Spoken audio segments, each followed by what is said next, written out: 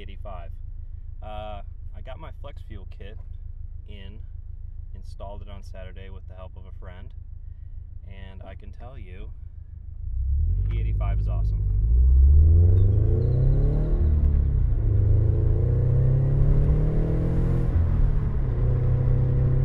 There is a ton of power, a ton of torque. Oh geez, almost littered.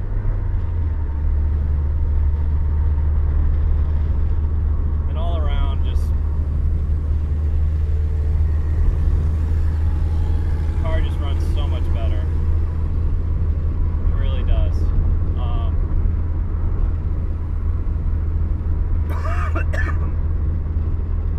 You wouldn't believe it, but man, I just have so much more torque and power now with the E85. I'm not running strictly E85 right now. I'm at my current ethanol content's around 50. So it's a nice mix between 93 and E85, and man, the low end torque is just phenomenal. It's so much better than stock. I couldn't believe how much grunt the car has now that it has E85 in it. The tuner that I went with is John Biscani, and he's the only one offering the flex fuel kit.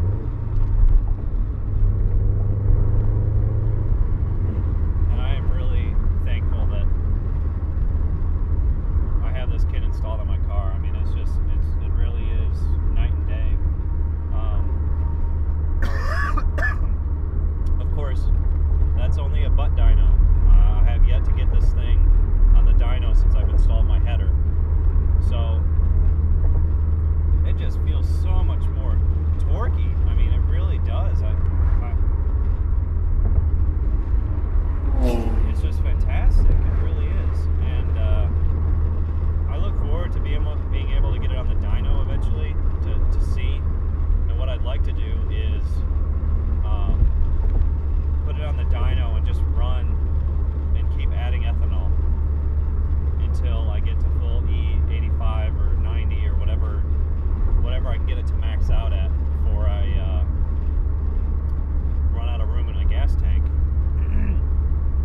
And just see what it's like from, you know, straight 93, which around here is about 8 to 7% ethanol content, which is fairly good, considering you can run up to 10% at the pump. And you know, just keep dynoing it, keep adding power, or I'm sorry, keep adding ethanol, and seeing what power I can, you know. Somebody.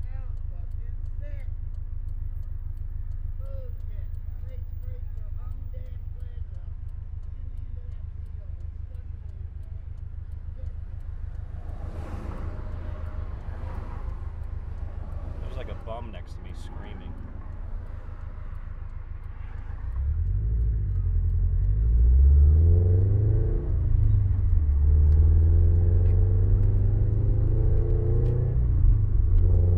Okay, so now that we're past getting away from that crazy guy,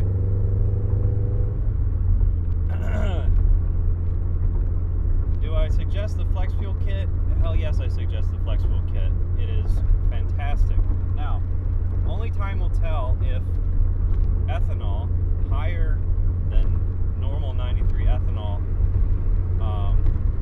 will be detrimental to your car in the long run. There currently has been one vehicle that has experienced a filter inside the fuel pump that has disintegrated. This vehicle was run on the track almost exclusively at 10/10, running E85 for, I want to say, 5,000 miles. Again, that's one car. A lot of cars are currently running E85. There's a lot of Subarus that run E85 and have zero issues. So I'm going to keep a close eye on essentially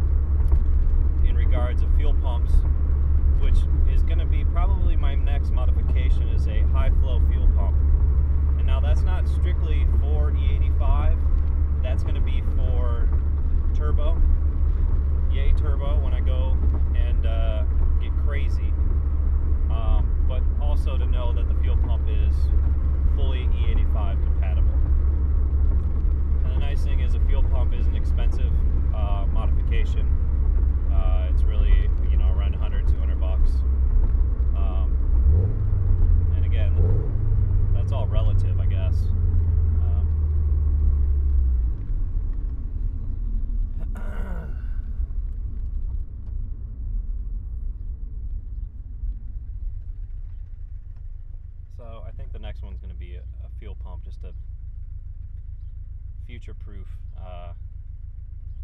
the fuel system.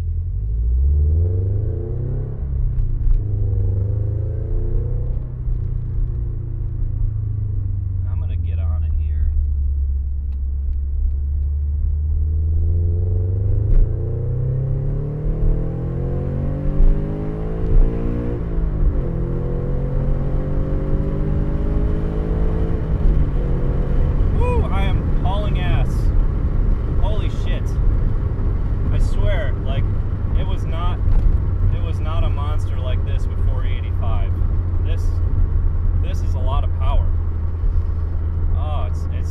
Intoxicating. It really is a ton of power.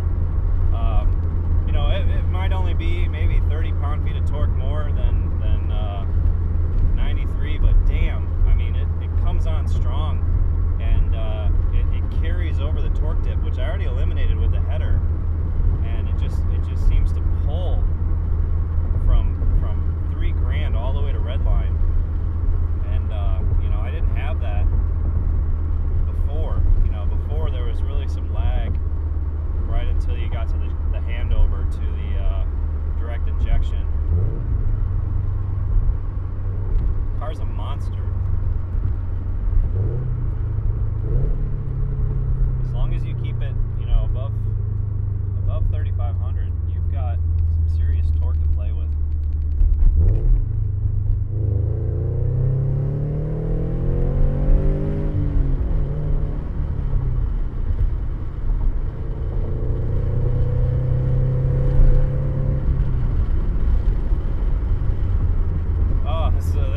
This is a lot of fun. You could probably see the look on my face where I'm just like fully focused on keeping it, you know, between the ditches. This is awesome. This really is. I mean, bang for your buck modification. This is the one to do. This is the one to do. If you want to stay naturally aspirated, I don't think you can make more power without. I don't even know if there's a way to make more power and stay naturally aspirated. I don't think there is. And the cool thing about the flex fuel is that I run out of E85. I put 93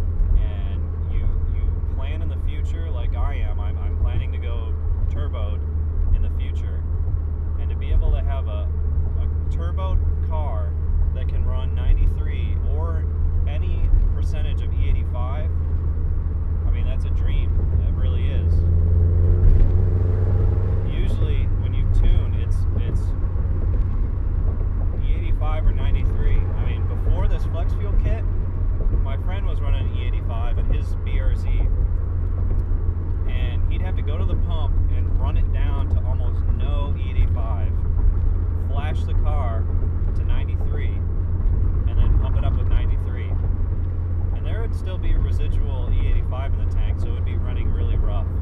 And the same thing with E85. When he wanted to run E85, he'd have to run the 93 out of the tank just about as low as he could go, and then flash the car, pump the car full of E85. So that was, I mean, it was an awful situation to be in, because you're constantly, you either have to carry a laptop with you that's charged, and the tuner cable, and the tunes, because you could get stranded if you are on the E85 tune and you can't find E85 somewhere. Well, you gotta flash the car to 93. I mean, that's awful, and that's what held me back. And so luckily, you know, this flex fuel came out, and I was just looking at the gauge to see how much I have. It's currently at 47%. And you know, the flex fuel came out and just eliminated all those worries, you know. So you don't have to worry about flashing the car. Just pump it, fill it up. You better not pull out in front of me, you asshole.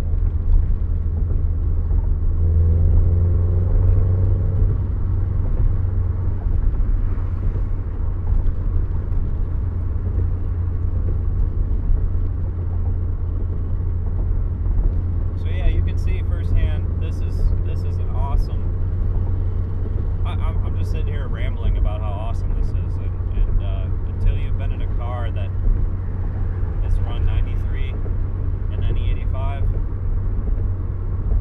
again, it's night and day. It really is. So pros: more torque, cheap race gas. You don't have to tune your vehicle at the pump. I mean, just fill it up. Whatever's in there is in there. You know, more E85, better. And is that diesel or E85? That's diesel. And okay, so cons: expensive as hell. I mean, around $2,000 maybe if you have never tuned your vehicle. There's also a warranty thing. You know, we don't know what the dealer might say if he looks under the hood and sees a ethanol content analyzer in the fuel line. They'd have to be looking for it, but it's there. The other issue is longevity of the fuel filter. We don't know. We don't know if that fuel filter is going to last. I'm definitely going to keep an eye on it. And that's about all I got for cons. I can't really think of any other cons. There's the other con isn't really a con, but there's some cold start issues. Like when you start the car and you're in a cold climate and you've got a shitload of E85, the car just, it stumbles, and it's hard to ignite that E85. But really, that's with any E85 based car. That's not a it's not a new issue, but you know, that comes with the territory, so that would be a con. Other than that, you know, it's peachy. The install was pretty easy. I could take it out, which is nice. I mean, I wouldn't want to, but it's completely removable. I didn't have to splice any ECU wires. I had a harness that let me bypass the ECU, essentially like an extension cord for an ECU cable. Yeah, I mean, I can rip everything out, reload a stock tune, and be good to go. So if I decide to sell the car, or I want to isolate it because we're having issues, I can fully remove the E85 side of it. So go right back to stock. So yeah, that's my video log number 8. E85 flex fuel, and what I think.